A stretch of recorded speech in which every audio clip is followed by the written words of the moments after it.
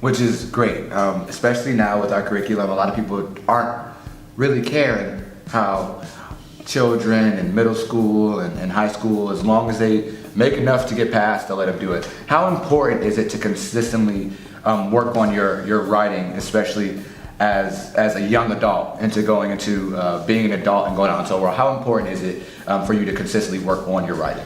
You know, I like to tell the story about when I went to high school. I came from a country where high school was not universal. In other words, everybody didn't get to go to high school. It was just the top, specific number. And the year that I started common entrance exams, 1,000 students took the exams. And there were only 300 spaces, which means only 300 kids would go to high school. How did you get there? You had to pass your math, your social studies, your science, but most importantly, you had to be able to write. Now, I was 12. So how did I end up passing within those 300 kids?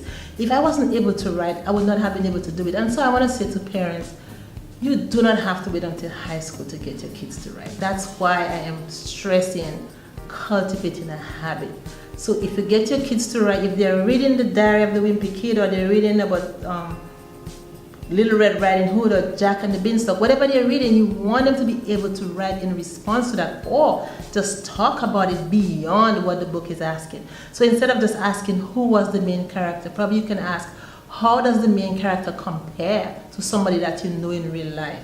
Or do you think it was okay for Jack to steal the golden goose? All of those kind of things, you want to be able to have students to go beyond that. And so if kids practice, if they do that every day, if we cultivate that habit, writing on high school wouldn't be difficult. I think writing should be just natural. Like you brush your teeth or you do all of those things. It shouldn't be any extra skill.